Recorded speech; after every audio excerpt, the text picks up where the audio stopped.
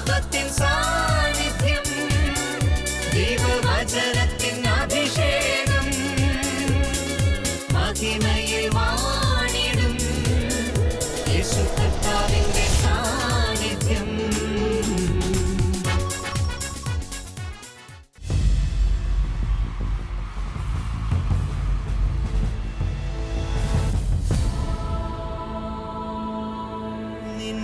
വചനം ധ്യാനിക്കുമ്പോ ഹല്ലേലൂയ. കർത്താവിൽ പ്രിയപ്പെട്ടവരെ, മഹത്വത്തിൻ സാന്നിധ്യം ഈ ശുശ്രൂഷയിലേക്ക് പ്രാർത്ഥനാപൂർവം കടന്നു വന്നിരിക്കുന്ന എല്ലാ സഹോദരി സഹോദരങ്ങൾക്കും നമ്മുടെ കർത്താവായ യേശു ക്രിസ്തുവിൻ്റെ കൃപയും സമാധാനവും ആശംസിക്കുകയാണ്. 37-ാം സങ്കീർത്തനം 4-ാം തിരുവചനം. കർത്താവിൽ ആനന്ദിക്കുക, അവിടുന്ന് നിന്റെ ആഗ്രഹങ്ങൾ സാധിച്ചു തരും. വളരെ മനോഹരമായ തിരുവചനമാണിത്. ആരെല്ലാം കർത്താവിൽ ആനന്ദിക്കുന്നുവോ അവരുടെ ആഗ്രഹങ്ങളെ പരിശുദ്ധാത്മാവ് അനുഗ്രഹിക്കും. നമ്മൾ എന്താണ് ചെയ്യേണ്ടത്? കർത്താവിൽ ആനന്ദിച്ചുകൊണ്ടേയിരിക്കുക. ഈ വചനം നമ്മുടെ ജീവിതത്തിലേക്ക് ഏറ്റെടുത്തുകൊണ്ട് ഇന്നത്തെ ശുശ്രൂഷകളിലേക്ക് നമ്മൾ പ്രവേശിക്കുകയാണ്. നമ്മളെ ഭാരപ്പെടുത്തുന്ന പല വിധത്തിലുള്ള നൊമ്പരങ്ങൾ, നമ്മുടെ ജീവിതത്തിൻ്റെ നിരവധിയായ തകർച്ചകൾ, കുടുംബത്തിൻ്റെ നിയോഗങ്ങൾ, മക്കളുടെ ആവശ്യങ്ങൾ എന്നു വേണ്ട ഒരുപാട് വിവിധങ്ങളായ നിയോഗങ്ങളുമായിട്ടാണ് ഈ ശുശ്രൂഷയിൽ നമ്മൾ പങ്കെടുത്തുകൊണ്ടിരിക്കുന്നത്. എൻ്റെ സഹോദര സഹോദരി, നമ്മുടെ മതിയുള്ള കർത്താവിൻ്റെ സാന്നിധ്യം അനുഭവിച്ച് പരിശുദ്ധാത്മാവിൻ്റെ ബലമുള്ള കരങ്ങളിലേക്ക് നമ്മുടെ എല്ലാ ആവശ്യങ്ങളെയും സമർപ്പിച്ച് പ്രാർത്ഥിക്കുക. ദൈവകൃപയുടെ സമയമാണിത്. കർത്താവ് കരങ്ങൾ ഉയർത്തി നമ്മളെ ആശീർവദിക്കുന്ന സമയം. നമ്മളായിരിക്കുന്നിടത്തൊരു നിമിഷം എല്ലാവരും എഴുന്നേറ്റ് നിന്ന് വലതുകരം സ്വർഗത്തിലേക്ക് ഉയർത്തി ഹൃദയം നുറുങ്ങി നമുക്ക് പ്രാർത്ഥിക്കാം. നീ കർത്താവിൽ ആനന്ദിക്കുക, അവിടുന്ന് നിന്റെ ആഗ്രഹങ്ങൾ സാധിച്ചു തരും. നമുക്കൊരുപാട് സ്വപ്നങ്ങളുണ്ട്, പല വിധത്തിലുള്ള ആഗ്രഹങ്ങളുമായിട്ടാണ് നമ്മൾ ദൈവസന്നിധിയിൽ പ്രാർത്ഥിച്ചു കൊണ്ടിരിക്കുന്നത്. നമ്മുടെ എല്ലാ ആവശ്യങ്ങളെയും തിരുമുമ്പിൽ ഉയർത്തിപ്പിടിച്ച് നമ്മൾ ഒരുമിച്ച് ഒരു മനസ്സോടെ പ്രാർത്ഥിക്കുകയാണ്. കർത്താവായ ദൈവമേ, അത്ഭുതങ്ങളും അടയാളങ്ങളും നൽകണമേ. ദൈവമായ കർത്താവേ, പരിശുദ്ധാത്മാവിനെ വർഷിക്കണമേ. ദൈവത്തിന്റെ പരിശുദ്ധാത്മാവേ, കൃപയുടെ ആത്മാവായി, വചനത്തിന്റെ ആത്മാവായി ഞങ്ങളിൽ നിറയണമേ. പരിശുദ്ധാത്മാവേ, ദൈവവചനത്തിനായി ഞങ്ങളുടെ ഹൃദയങ്ങളെ തുറക്കണമേ. ഹല്ലേലൂയ. യേശുവേ നന്ദി. യേശുവേ സ്തുതി. കരങ്ങളടിച്ച് പരിശുദ്ധാത്മാവിൽ നിറഞ്ഞ് എല്ലാം മറന്ന് നമ്മൾ പാടി കർത്താവിനെ സ്തുതിച്ച് മഹത്വപ്പെടുത്തുകയാണ്. ഇത് സ്തുതി ആരാധന നിമിഷങ്ങളിലാണ്.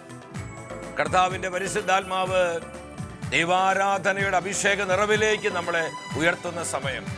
നമ്മളായിരിക്കുന്നിടത്ത് എല്ലാം മറന്ന് ഹൃദയം തുറന്ന് പാടി കർത്താവിനെ ആരാധിച്ച് മഹത്വപ്പെടുത്തുകയാണ്. കരഘോഷത്തോടെ നമുക്ക് പാടാം.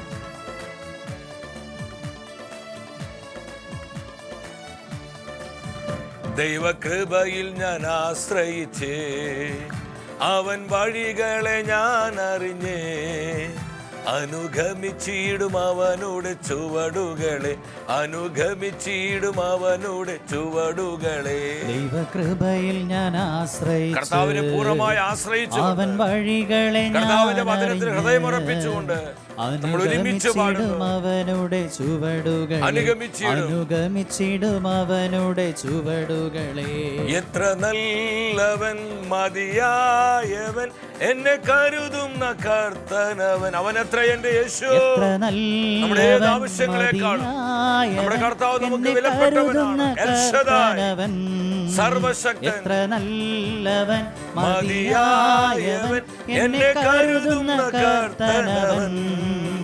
എന്റെ ആവശ്യങ്ങളെല്ലാം അറിഞ്ഞിടുന്ന ഏറ്റവും അടുത്ത സഹായകൻ താൻ. ഈശോയേ, പൂർണ്ണമായി ഞങ്ങളെ ശരണപ്പെടുന്നു. കർത്താവ് ഞങ്ങളെ നടത്തണമേ, ഞങ്ങളെ പരിപാലിക്കണമേ. ദൈവകൃപയിൽ ഞാൻ ആശ്രയിച്ച് അവൻ വഴികളെ ഞാൻ അറിഞ്ഞ് അനുഗമിച്ചിടും അവനുടെ ചുവടുകളെ. അനുഗമിച്ചിടും അവനുടെ ചുവടുകളെ. ഉറച്ച തീരുമാനത്തോടെ ലോകത്തെ ലോകമോഹങ്ങളെ അല്ല, നമ്മെ രക്ഷിച്ചവനായ, നമുക്ക് നിത്യജീവൻ നൽകിയവനായ കർത്താവിനെ അനുഗമിക്കുവാനുള്ള തീരുമാനത്തോടെ നമ്മൾ ഉറച്ച ബോധ്യത്തോടെ പാടുന്നു. അനുഗമിച്ചിടും അവനുടെ ചുവടുകളെ. അനുഗമിച്ചിടും അവനുടെ ചുവടുകളെ. ഇരു കരങ്ങളും സ്വർഗത്തിലേക്ക് ഉയർത്തി എല്ലാം മറന്ന് ഇടിമുഴക്ക ശക്തിയോടെ പെരുവെള്ളത്തിന് ഇരമ്പലോടെ നമ്മുടെ മധ്യയുള്ള കർത്താവിന്റെ സാന്നിധ്യം അനുഭവിച്ച് നമ്മൾ ഒരു മനസ്സോടെ വിളിച്ചു പ്രാർത്ഥിക്കുന്നു. യേശുവേ, അത്ഭുതങ്ങളുടെ ദൈവമേ, കൃപയുടെ കരങ്ങൾ നീട്ടിത്തരണമേ. ഹല്ലേലൂയ, ഹല്ലേലൂയ, ഹല്ലേലൂയ. പാപശക്തികളെ, അന്ധകാരാധിപത്യ ശക്തികളെ, ശാപശക്തികളെ കർത്താവേ അവിടുത്തെ അഭിഷേക കരങ്ങൾ നീട്ടി നിർവീര്യമാക്കണമേ. ഹല്ലേലൂയ, ഹല്ലേലൂയ, ഹല്ലേലൂയ. ഞങ്ങളുടെ കുടുംബങ്ങളെ അനുഗ്രഹിക്കണമേ. ഞങ്ങളുടെ ആവശ്യങ്ങളും നിയോഗങ്ങൾ ആശീർവദിക്കണമേ. കർത്താവേ, ഞങ്ങളുടെ മക്കളിലേക്ക് പരിശുദ്ധാത്മാവിനെ വർഷിക്കണമേ. ഞങ്ങളുടെ തലമുറകൾ ദൈവാനുഗ്രഹത്തിന് തലമുറകളായി മാറട്ടെ. ഹല്ലേലൂയ, ഹല്ലേലൂയ, ഹല്ലേലൂയ. പാപക്കെട്ടുകളെ പൊട്ടിക്കുന്ന അഭിഷേകം, എല്ലാ തിന്മയുടെ മുഖങ്ങളെ പൊടിക്കുന്ന അഭിഷേകം കർത്താവ് ഞങ്ങളിലേക്ക് പകരണമേ. Lord, release your anointing. Hallelujah, ഹല്ലേലൂയ, ഹല്ലേലൂയ. കൃപയുടെ നിറവ്, അഭിഷേക ശക്തി, വചനത്തിന്റെ സാന്നിധ്യം പരിശുദ്ധാത്മാവ് ഞങ്ങൾക്ക് നൽകണമേ. ഹല്ലേലൂയ, ഹല്ലേലൂയ, ഹല്ലേലൂയ. കർത്താവേ, കണ്ണീരോടെ പ്രാർത്ഥിക്കുന്ന ആയിരങ്ങളുടെ മേൽ അവിടുത്തെ കൃപ ചൊരിയണമേ, കാരുണ്യം വർഷിക്കണമേ. Lord, bless, bless Lord. പരിശുദ്ധാത്മാവേ, അനുഗ്രഹത്തിന്റെ ആത്മാവായി, പരിശുദ്ധാത്മാവേ, വചനത്തിന്റെ ആത്മാവായി, പരിശുദ്ധാത്മാവേ, സൗഖ്യത്തിന്റെയും അത്ഭുതത്തിന്റെ ആത്മാവായി അവിടുത്തെ പതിനായിരങ്ങളിൽ വന്നു നിറയണമേ. Spirit fill us, anoint us. ഹല്ലേലൂയ. ഞങ്ങളുടെ മേൽ അഭിഷേക തൈലം ഒഴിക്കണമേ. കർത്താവിന്റെ കൃപയുടെ മറവിൽ പരിശുദ്ധാത്മാവേ ഞങ്ങളേവരെയും മറയ്ക്കണമേ. ഈ ലോകത്തിന്റെ കറയും കളങ്കും ഏൽക്കാതെ ജീവിക്കുവാനുള്ള ആത്മശക്തി ഞങ്ങൾക്ക് പ്രദാനം ചെയ്യണമേ. Thank you Jesus. കർത്താവിന്റെ വചനമേ ഞങ്ങൾക്കായി സംസാരിക്കണമേ. കർത്താവിന്റെ വചനമേ ഞങ്ങളോട് സംസാരിക്കണമേ. പരിശുദ്ധ അമ്മേ, വചനത്തിന്റെ അമ്മേ, ദൈവവചന പ്രകാരം ജീവിക്കുവാൻ അമ്മ ഞങ്ങൾക്ക് വേണ്ടി പ്രാർത്ഥിക്കണമേ. ആമേൻ. ഹല്ലേലൂയ. പ്രിയ ദൈവമക്കളെ, നമ്മുടെ ആത്മാവിനെ രക്ഷിക്കാൻ കഴിവുള്ള കർത്താവിൻ്റെ വചനത്തിൻ്റെ മുൻപിൽ പ്രത്യാശയുള്ളവരായിരിക്കാം.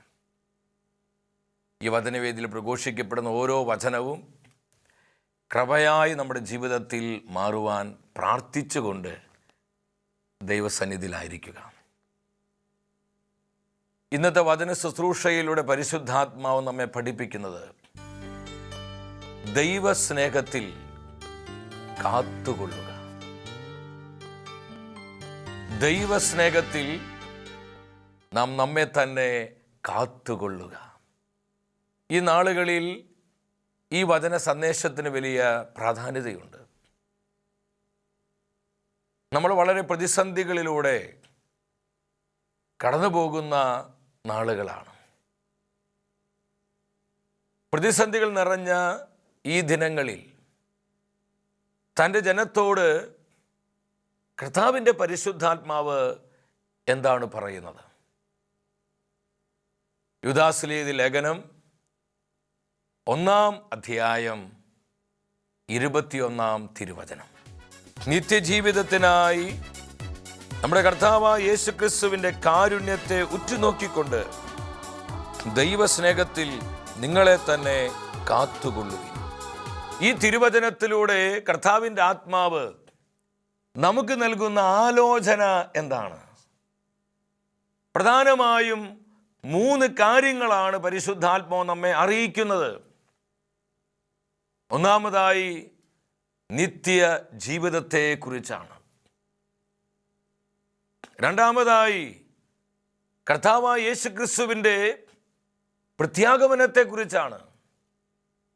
മൂന്നാമത് ദൈവസ്നേഹത്തിൽ നമ്മെ തന്നെ കാത്തുകൊള്ളേണ്ടതിൻ്റെ ആവശ്യകതയെക്കുറിച്ചാണ്. വളരെ മനോഹരമായ തിരുവാക്യമാണിത്. കർത്താവിൻ്റെ ജനം ഈ നാളുകളിൽ എപ്രകാരമാണ് തങ്ങളെ തന്നെ ഒരുക്കേണ്ടത്, തങ്ങൾ ജീവിതത്തെ ക്രമപ്പെടുത്തേണ്ടതെന്ന് ഈ വചനത്തിലൂടെ ദൈവാരൂപി നമ്മെ അറിയിക്കുകയാണ്. ഒന്നാമതായി നിത്യജീവിതത്തിനായി. എൻ്റെ സഹോദരി സഹോദരങ്ങളെ, നമ്മൾ ഈ ലോകം കണ്ട് ജീവിക്കാൻ വിളിക്കപ്പെട്ടവരല്ല. ഈ ലോകത്തിൽ നിത്യജീവിതത്തിൻ്റെ ജീവിതം നയിക്കുവാൻ കർത്താവിനാൽ തെരഞ്ഞെടുക്കപ്പെട്ടവരാണ് നമ്മൾ ഓരോരുത്തരും. നമ്മുടെ യഥാർത്ഥ പ്രത്യാശ എന്താണ്? കർത്താവായ യേശുക്രിസ്തു എന്തിനാണ് ഈ ലോകത്തിലേക്ക് വന്നത്? നമുക്ക് നിത്യജീവൻ നൽകുവാൻ വേണ്ടിയാണ്. കർത്താവ് നമുക്ക് തന്നിരിക്കുന്ന ഏറ്റവും വലിയ വാഗ്ദാനം എന്താണ്? അപ്പോസ്തലൻ യോഹന്നാൻ സഭ അറിയിക്കുന്നുണ്ട്. താൻ എഴുതിയ 1-ാമത്തെ ലേഖനം 2-ാം അധ്യായം 25-ാമത്തെ വചനമാണ്.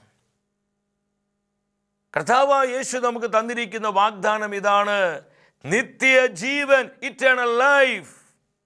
ആ വചനം നമ്മളൊന്ന് ശ്രദ്ധിച്ച്. യേശുക്രിസ്തു നമുക്ക് തന്നിരിക്കുന്ന വാഗ്ദാനം എന്താ പ്രിയപ്പെട്ടവരെ? ഈ ലോകത്തെക്കുറിച്ചോ ഈ ലോകത്തിലെ വസ്തുവകകളെക്കുറിച്ചോ അതൊന്നുമല്ല, മറിച്ച് നിത്യമായ ജീവിതത്തെക്കുറിച്ചാണ്. കർത്താവിൻ്റെ സുവിശേഷത്തിന് നമുക്ക് നൽകാനുള്ള ഏറ്റവും ശക്തമായ സന്ദേശം എന്താണ്?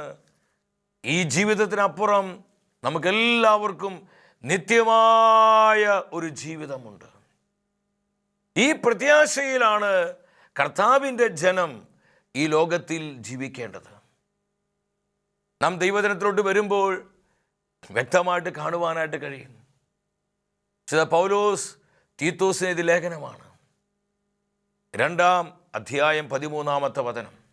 നമ്മുടെ മഹോന്നതനായ ദൈവത്തിൻ്റെയും രക്ഷകനായ യേശുക്രിസ്തുവിൻ്റെയും മഹത്വം പ്രത്യക്ഷമാകുമ്പോൾ നമുക്ക് കൈവരാൻ പോകുന്ന അനുഗ്രഹപൂർണമായ പ്രത്യാശയെ നാം കാത്തിരിക്കുന്നു. നാം എന്താണ് കാത്തിരിക്കുന്നത്? നമ്മുടെ കാത്തിരിപ്പ് എന്തിനു വേണ്ടിയ പ്രിയപ്പെട്ടവരെ? ദൈവത്തിൻ്റെ വചനം സാക്ഷ്യപ്പെടുത്തുകയാണ് നമ്മുടെ മഹോന്നതനായ ദൈവത്തിൻ്റെയും നമ്മുടെ ഏകരക്ഷകനും കർത്താവുമായ യേശുക്രിസ്തുവിൻ്റെയും ആ പ്രത്യാഗമനത്തിൽ നമുക്ക് കൈവരാൻ പോകുന്ന ആ അനുഗ്രഹപൂർണമായ പ്രത്യാശയാണ് ദൈവജനം കാത്തിരിക്കുന്നത്. എന്താണ് ഈ പ്രത്യാശ? നിത്യജീവനാണ്. ഇതാണ് സഭയുടെ ആദ്യത്തെ മാർപ്പാപ്പയെ പത്രോസ്ലീഹ സഭാമക്കൾ അറിയിക്കുന്നത്. താൻ എഴുതിയ 1-ാമത്തെ ലേഖനം 1-ാം അധ്യായം 13-ാമത്തെ വചനം. കർത്താവായ യേശുക്രിസ്തുവിന്റെ പ്രത്യാഗമനത്തിൽ നിങ്ങൾക്ക് ലഭിക്കാൻ പോകുന്ന കൃപയിൽ പ്രത്യാശയർപ്പിക്കുക. എൻ്റെ പ്രിയപ്പെട്ടവരെ, നമ്മൾ ഈ ലോകത്തിൽ ജീവിക്കേണ്ടത് ഈ ലോകത്തിൻ്റെ നിറങ്ങളോ വർണ്ണങ്ങളോ ഈ ലോകം തരുന്ന സുഖഭോഗങ്ങളോ കണ്ടുകൊണ്ടല്ല, മറിച്ച് നിത്യജീവന്റെ പ്രത്യാശയിലായിരിക്കണമെന്ന് കർത്താവിന് നിർബന്ധമുണ്ട്. ഈ ഒരു തിരിച്ചറിവിലേക്കാണ് പരിശുദ്ധാത്മാവ് ഇന്നത്തെ വചന ശുശ്രൂഷയിലൂടെ നമ്മെ ഓരോരുത്തരെയും കൈപ്പിടിച്ച് നടത്തുന്നത്. വീണ്ടും അപ്പോസ്തലനായ പൗലോസ് സഭയെ പഠിപ്പിക്കുകയാണ്. കൊരിന്തോസ് സഭയ്ക്ക് എഴുതിയ 1-ാമത്തെ ലേഖനം 15-ാം അധ്യായം 19-ാമത്തെ വചനമാണ്. എൻ്റെ ജീവിതത്തിൽ എന്നെ ഒരുപാട് സ്വാധീനിച്ചൊരു വചനമാണ്. ഈ വചനം നമ്മെ പലരെയും സ്വാധീനിച്ചിട്ടുണ്ട്. എന്താണ് വചനം വെളിപ്പെടുത്തുന്നത്? ഈ ജീവിതത്തിന് വേണ്ടി മാത്രം ക്രിസ്തുവിൽ പ്രത്യാശ വെച്ചിട്ടുള്ളവരാണ് നമ്മളെങ്കിൽ എല്ലാ മനുഷ്യരെക്കാൾ നമ്മൾ നിർഭാഗ്യരാണ്. വളരെ ശക്തമായ വചനമാണിത്. വിശുദ്ധ പൗലോസ് സഭയോട് വിളിച്ചു പറയാ, ഈ ജീവിതത്തിന് വേണ്ടി മാത്രമാണോ നമ്മൾ യേശു ക്രിസ്തു പ്രത്യാശ വെച്ചിരിക്കുന്നത്? ഇവിടെ നമ്മുടെ ഭൗതികമായ കാര്യങ്ങൾ നടന്നു കിട്ടണം, നമുക്ക് നല്ല വീട് വേണം, നല്ല ജോലി കിട്ടണം, ആരോഗ്യമുള്ള മക്കളുണ്ടാകണം, നല്ല സൗന്ദര്യം ഉണ്ടാകണം, സുഖസൗകര്യങ്ങൾ ഉണ്ടാകണം, നല്ല കാറുണ്ടാകണം, മെച്ചപ്പെട്ട ജീവിതത്തിൻ്റെ ഉയർച്ചകൾ നമുക്ക് ലഭിക്കണം. ഇങ്ങനെ ഈ ലോകത്തിൻ്റെ നേട്ടങ്ങൾക്കും ഉന്നമനങ്ങൾക്കും വേണ്ടി മാത്രമാണ് നമ്മൾ യേശു ക്രിസ്തുവിൽ പ്രത്യാശ വെച്ചിട്ടുള്ളവരെങ്കിൽ വിശുദ്ധ പൗലോസ് ഉറപ്പിച്ചു പറയുകയാണ്, ഈ ലോകത്തിലെ സകല മനുഷ്യരെക്കാൾ നമ്മൾ ഭാഗ്യം കെട്ടവരാണ്, നമ്മൾ നിർഭാഗ്യരാണ്. ഇതെന്തുമാത്രം ദുരന്തപൂർണമായൊരവസ്ഥയാണ് പ്രിയപ്പെട്ടവരെ. അപ്പോൾ നമ്മുടെ പ്രത്യാശ ഈ ജീവിതത്തിന് വേണ്ടി മാത്രമല്ല നമ്മൾ ക്രിസ്തുവിൽ പ്രത്യാശ വെച്ചിരിക്കുന്നത്, നിത്യമായൊരു ജീവിതത്തിന് വേണ്ടിയാണ്. കർത്താവായ യേശു ക്രിസ്തുവിൻ്റെ നിത്യമഹത്വത്തിലെ ഇറ്റേണൽ ഗ്ലോറിയിൽ അവിടത്തോടു കൂടെ ഒന്നിച്ചുള്ള ആ ജീവിതം, ഈ ജീവിതമാണ് ഈ ലോകത്തിൽ കർത്താവിന് യോഗ്യമാം വിധം ജീവിക്കുവാൻ എന്നെയും നിങ്ങളെയും പ്രാപ്തരാക്കുന്നത്. രണ്ടാമത് വചനം പഠിപ്പിക്കുകയാണ്, യേശു ക്രിസ്തുവിൻ്റെ കാരുണ്യത്തിലേക്ക് ദൈവജനം ഉറ്റുനോക്കണം. എന്താണ് ഈ വചനം നമ്മെ പഠിപ്പിക്കുന്നത്? കർത്താവായ യേശുവിൻ്റെ പ്രത്യാഗമനത്തിലേക്ക് നമ്മൾ ഉറ്റുനോക്കണം. യേശുക്രിസ്തുവിൻ്റെ പ്രത്യാഗമനം എന്ന് പറയുന്നത് ഒരു കെട്ടുകഥയല്ല, അതാരുടെയും ഒരു ഭാവന സൃഷ്ടിയല്ല, ഒരു മിഥ്യാധാരണയല്ല, അത് ഏതെങ്കിലും വ്യക്തികളുടെ വ്യക്തിപരമായ വെളിപാടല്ല. അത് ദൈവവചനത്തിലെ മാറ്റമില്ലാത്ത സത്യമാണ്. തിരുസഭയുടെ എക്കാലത്തുമുള്ള വലിയ വിശ്വാസ സത്യമാണ് കർത്താവായ യേശുവിൻ്റെ മഹത്വപൂർണമായ പ്രത്യാഗമനം. നമ്മുടെ കർത്താവായ യേശു വീണ്ടും വരിക തന്നെ ചെയ്യും. നമുക്ക് ആർക്കും അതിൽ ഒരു സംശയം വേണ്ട. കാലത്തിൻ്റെ അടയാളങ്ങളും ആനുകാലിക സംഭവങ്ങളും ദൈവജനത്തിന് മുന്നറിയിപ്പുകളും നിരന്തരം എന്താണ് നമ്മോട് വിളിച്ചു പറയുന്നത്? കാലം ആസന്നമായി കൊണ്ടിരിക്കുകയാ. കർത്താവായ യേശു ക്രിസ്തുവിൻ്റെ പ്രത്യാഗമനം അടുത്തുകൊണ്ടിരിക്കുന്നു. ദൈവജനം ഒരുങ്ങേണ്ട സമയമായി, അവർ തങ്ങളെ തന്നെ വിശുദ്ധീകരിക്കേണ്ട സമയമായി, തങ്ങളുടെ ആത്മരക്ഷ ഉറപ്പുവരുത്തി ജീവിക്കേണ്ട സമയമായി. എൻ്റെ സഹോദരി സഹോദരങ്ങളെ, ഈ ഒരു ആലോചനയാണ് പരിശുദ്ധാത്മാവ് ഈ തിരുവചനങ്ങളിലൂടെ നമ്മെ അറിയിക്കുന്നത്. യോഹന്നാന്റെ സുവിശേഷം 14 അധ്യായം 3 വചനത്തിൽ നമ്മുടെ കർത്താവ് പറഞ്ഞു, ഞാൻ നിങ്ങൾക്ക് വേണ്ടി ഭവനങ്ങൾ ഒരുക്കിക്കൊണ്ടിരിക്കുകയാണ്. അത് പൂർത്തിയാകുമ്പോൾ ഞാൻ ആയിരിക്കുന്നിടത്ത് നിങ്ങളുമായിരിക്കേണ്ടതിന് ഞാൻ വീണ്ടും വന്ന് നിങ്ങളെ കൂട്ടിക്കൊണ്ടുപോകും. ആ വചനം എല്ലാവരും ഒന്ന് ശ്രദ്ധിച്ച്. എന്താണ് നമ്മുടെ കർത്താവ് പറഞ്ഞത്? ഞാൻ വീണ്ടും വന്ന് ഞാൻ ആയിരിക്കുന്നിടത്ത് നിങ്ങളുമായിരിക്കേണ്ടതിന് നിങ്ങളെ കൂട്ടിക്കൊണ്ടുപോകും. എത്ര മനോഹരമായി നമുക്ക് പ്രത്യാശ നൽകുന്ന വചനമാണ്. ഈ പ്രത്യാശയിലായിരിക്കണം എൻ്റെ സഹോദരി സഹോദരങ്ങളെ ഞാനും നിങ്ങളും ഈ ലോകത്തിൽ ജീവിക്കേണ്ടത്. ഈ പ്രത്യാശയുള്ളവർക്ക് മാത്രമാണ് തങ്ങളെ തന്നെ വിശുദ്ധീകരിക്കുവാൻ കഴിയുന്നത്. ഈ പ്രത്യാശയുള്ളവർക്ക് മാത്രമാണ് തങ്ങളുടെ ജീവിതത്തെ നന്മയുള്ളതാക്കി നിർമ്മലീകരിച്ച് കർത്താവിന് ചേർന്ന വിധം ക്രമപ്പെടുത്തുവാനായി കഴിയുന്നത്.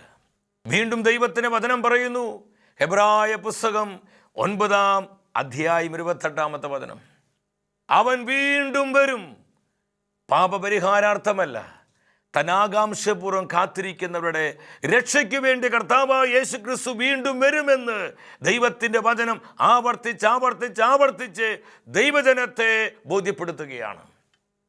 അവൻ വീണ്ടും വരും. ആരാണ് ഈ അവൻ? കർത്താവായ യേശു ക്രിസ്തുവാണ്. തൻ്റെ പരിശുദ്ധന്മാരോടുകൂടെ വാനമേഘങ്ങളിൽ രാജാതി രാജാവായി അവൻ വീണ്ടും വരും. ഇനി എന്തിനാണ് യേശു വീണ്ടും വരുന്നത്?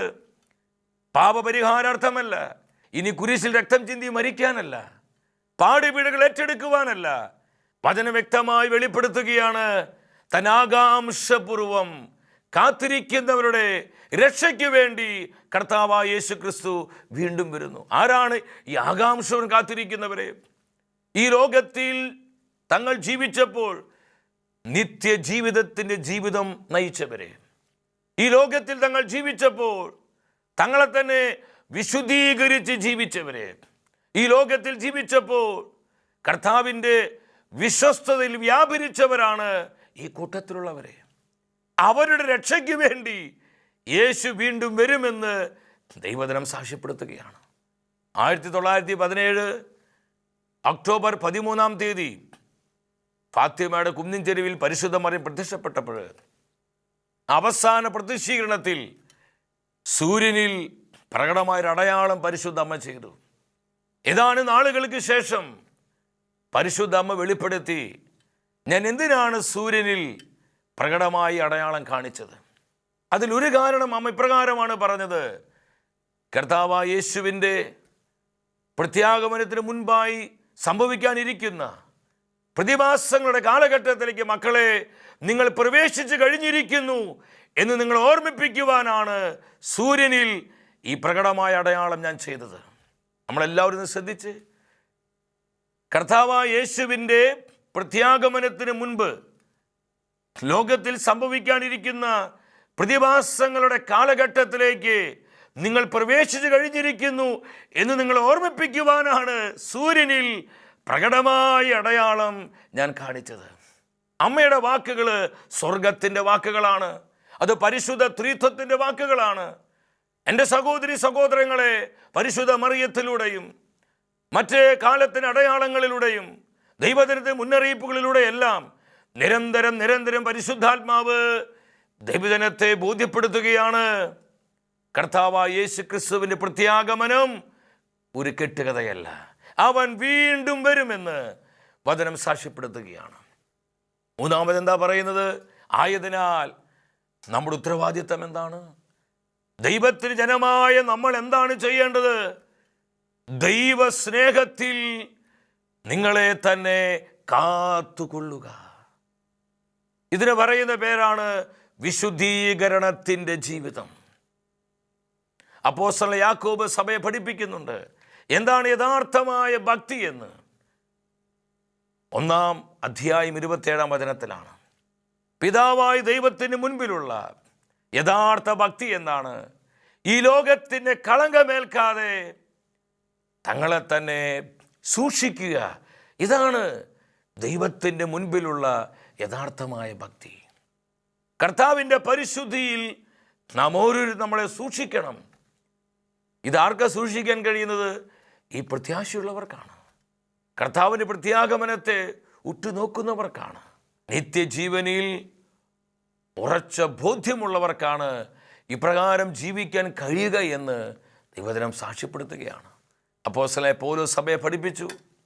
റോമാക്കാർക്ക് ഇത് ലേഖനം 12 അധ്യായം 1 വചനം. അവിടെ എന്താ വചനം സാക്ഷ്യപ്പെടുത്തുന്നത്? ആകയാൽ ദൈവത്തിൻ്റെ കാരുണ്യം നിങ്ങളെ ഞാൻ അനുസ്മരിപ്പിച്ചുകൊണ്ട് ഞാൻ നിങ്ങളോട് അപേക്ഷിക്കുന്നു, നിങ്ങളുടെ ശരീരങ്ങളെ കർത്താവിന് വിശുദ്ധമായി ഒരു ബലിയായി നിങ്ങൾ സമർപ്പിക്കണം. നമ്മുടെ ശരീരം കർത്താവിന് വിശുദ്ധമാകണം പ്രിയപ്പെട്ടവരെ. നമ്മുടെ മനസ്സും നമ്മുടെ ആത്മാവെല്ലാം കർത്താവിന് വിശുദ്ധമാകണം, കർത്താവിന് യോഗ്യമാവിധമായിരിക്കണമെന്ന് പൗലോസ് സഭയെ ശക്തമായി അറിയിക്കുകയാണ്. ആ വചനം നമ്മളൊന്ന് ശ്രദ്ധിച്ച്, നിങ്ങളുടെ ശരീരങ്ങൾ കർത്താവിനെ ഒരു വിശുദ്ധ ബലിയായി സമർപ്പിക്കുക. ഇതായിരിക്കണം നിങ്ങളുടെ യഥാർത്ഥമായ ആരാധന.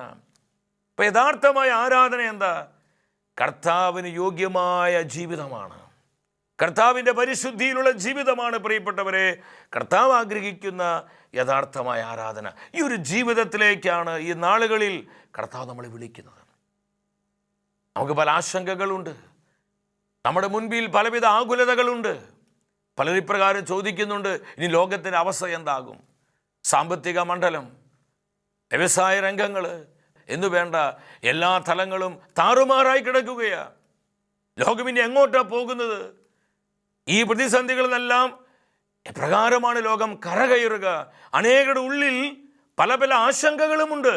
എന്നാൽ ഞാൻ ആത്മാവിൽ പറയട്ടെ പ്രിയപ്പെട്ടവരെ, നാം കർത്താവിനെ ആശ്രയിക്കുന്നവരാണെങ്കിൽ കർത്താവിൻ്റെ വചനങ്ങളിൽ ഹൃദയമുറപ്പിച്ചാണ് നമ്മൾ ജീവിക്കുന്നതെങ്കിൽ യാതൊരു ആശങ്കയ്ക്കും നമുക്ക് വക വേണ്ട. എത്ര തകർന്ന അവസ്ഥയിലാണെങ്കിൽ നമ്മൾ പുനരുദ്ധരിക്കാൻ കർത്താവിന് കഴിയുമെന്ന് എത്രയെത്രയോ സംഭവങ്ങൾ സഭയുടെ ചരിത്രത്തിലും ദൈവവചനത്തിൻ്റെ വെളിച്ചത്തിലും നമുക്ക് കാണാൻ പറ്റും. എൻ്റെ സഹോദരി സഹോദരങ്ങളെ, നമുക്ക് ആശങ്കകൾ വേണ്ട. നമ്മുടെ മുൻപിൽ വലിയ പ്രതിസന്ധികളുണ്ട്, പ്രതികൂലങ്ങളൊക്കെ ഉണ്ട്. പക്ഷേ നാം കർത്താവിനെ ആശ്രയിച്ചാൽ, കർത്താവിന് യോഗ്യമാംവിധം ജീവിക്കാൻ തയ്യാറായാൽ, കർത്താവിൻ്റെ കൃപയ്ക്ക് എല്ലാം പുനരുദ്ധരിക്കാൻ കഴിയുമെന്ന് നാം വിശ്വസിക്കുക. ദൈവത്തിൻ്റെ വചനം പറയുകയാണ്, നിങ്ങളെ കാത്തുകൊള്ളുക. പൗലോസ് വീണ്ടും സഭയെ അറിയിക്കുന്നുണ്ട്. തെസ്സലോനി സഭയ്ക്ക് എഴുതിയ 1-ാമത്തെ ലേഖനം 5:23 കർത്താവായ യേശുവിൻ്റെ പ്രത്യാഗമനത്തിൽ നിങ്ങളുടെ ആത്മാവും മനസ്സും ശരീരവും അവികലവും പൂർണ്ണവുമായിരിക്കട്ടെ. ഇതാണ് ദൈവസ്നേഹത്തിൽ നിങ്ങളെ കാത്തുകൊള്ളുക എന്നുള്ള വചനത്തിൻ്റെ യഥാർത്ഥ അർത്ഥം.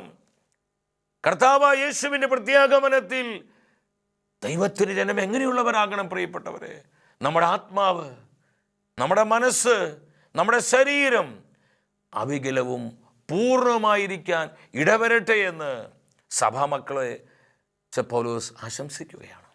എൻ്റെ സഹോദരി സഹോദരങ്ങളെ, ഈ സത്യം മനസ്സിലാക്കി പ്രതിസന്ധിയുടെ നാളുകളിൽ നമ്മുടെ ജീവിതങ്ങളെ കൂടുതൽ ക്രമപ്പെടുത്തുവാനും ആത്മീയമായി ഒരുക്കുവാനും നമ്മുടെ ആത്മരക്ഷ ഉറപ്പുവരുത്തി ജീവിക്കുവാനും നിത്യജീവൻ്റെ ജീവിതം ഈ ലോകത്തിൽ ജീവിക്കുവാനും കർത്താവായ യേശുവിൻ്റെ പ്രത്യാഗമനത്തിൽ കണ്ണുറപ്പിക്കുവാനും ദൈവവചനത്തിന് ആനന്ദം സ്വന്തമാക്കിക്കൊണ്ട് നമ്മുടെ കുടുംബങ്ങളിലും കൂട്ടായ്മകളിലും ഈ ആനന്ദം നിറയുവാനും നമ്മൾ ആഗ്രഹിക്കണം. അതിനായി നമ്മൾ മുട്ടുമടക്കി, ചങ്കുപൊട്ടി, കരങ്ങൾ ഉയർത്തി കർത്താവിൻ്റെ കരുണയ്ക്ക് വേണ്ടി നിലവിളിച്ച് പ്രാർത്ഥിക്കണം. നിശ്ചയമായും ദൈവത്തിൻ്റെ കൃപ എല്ലാം പുനരുദ്ധരിക്കും.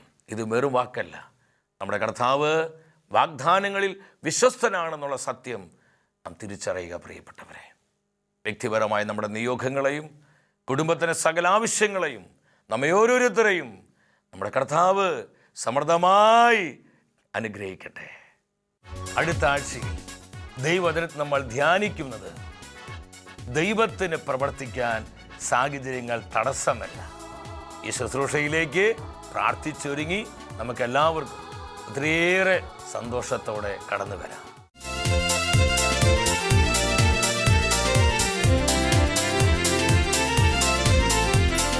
മഹത്വമേ മഹത്വമേ മഹത്വത്തിൻ രാജാവേ, മഹത്വത്തിൻ സാന്നിധ്യം.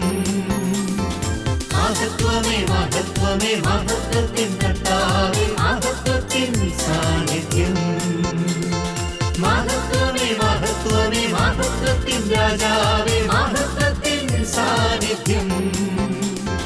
മഹത്വമേ മഹത്വമേ മഹത്വ